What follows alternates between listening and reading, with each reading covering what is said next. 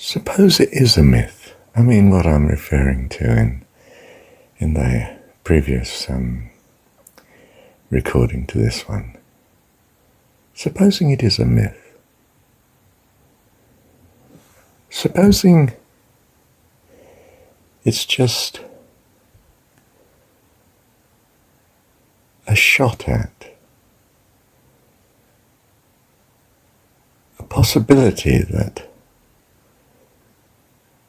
all of this universe is thought.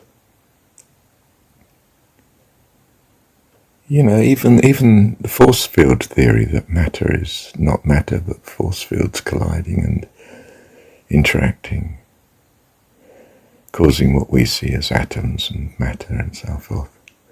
Even if that theory is true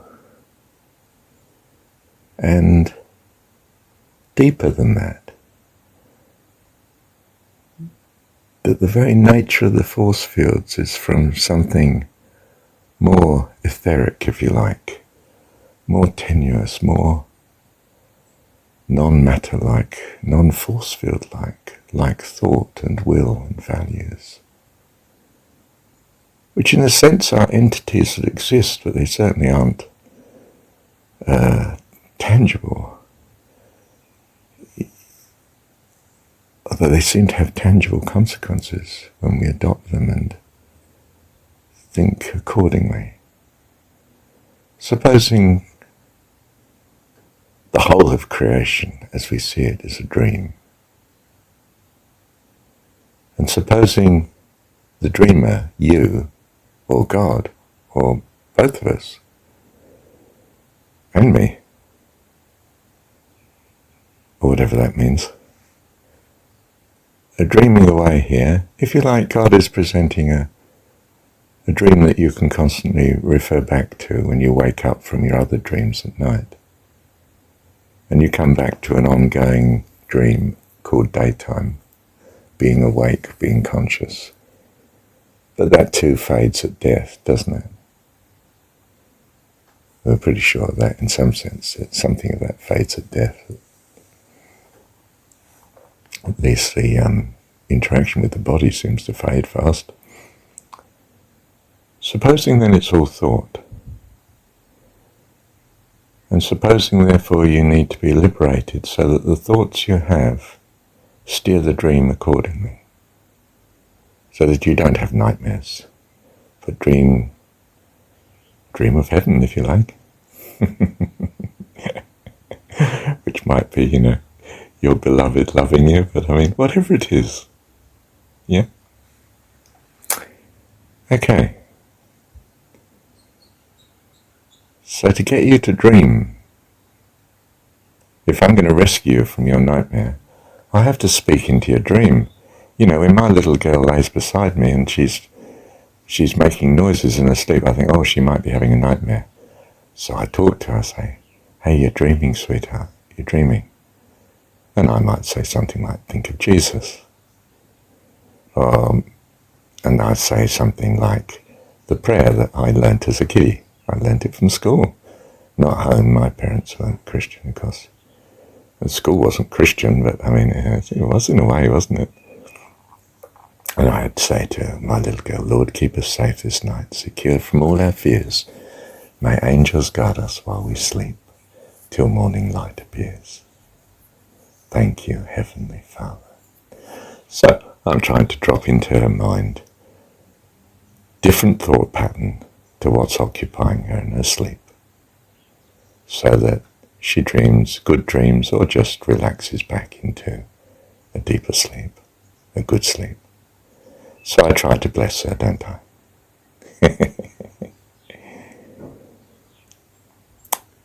Perhaps the gospel story is that. Could be God trying to bless us.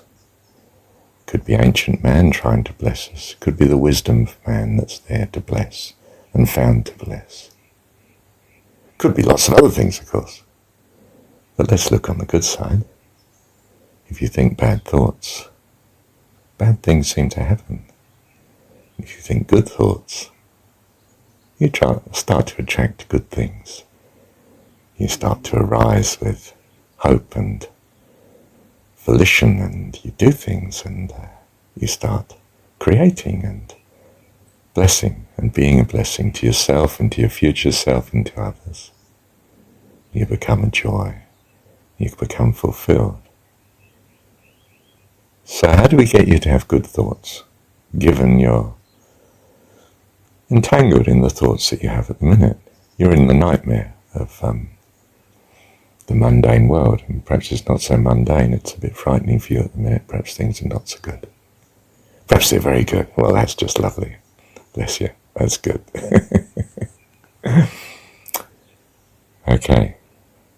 So there's this story, gospel story, to call out something in you that makes you hear, so that you receive the thoughts that are going to bless you and rescue you from, well, everything that you find brings you unhappiness, everything that seems to cause people despair and sorrow and harm.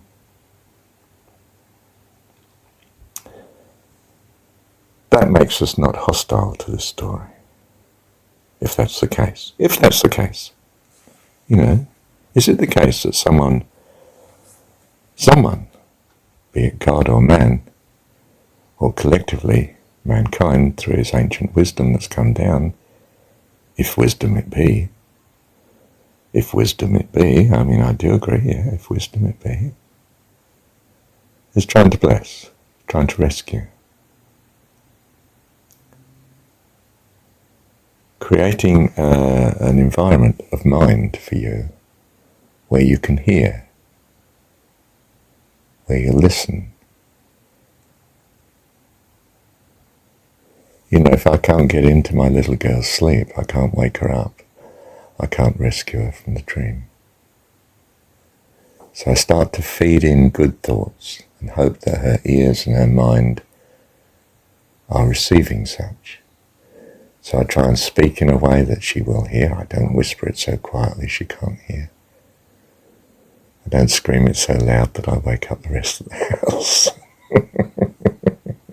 They might not appreciate it since they're not in a nightmare at the minute.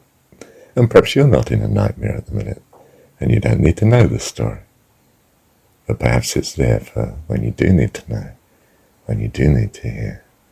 Perhaps it's lasted 2,000 or 3,000 years, some such story, for a very good reason. Because it's been a blessing, it's been a help, it's a surviving wisdom. Survived in all sorts of strange ways and for all sorts of funny reasons, but it's survived. And it's still there. And certainly many people claim that it's an incredible blessing.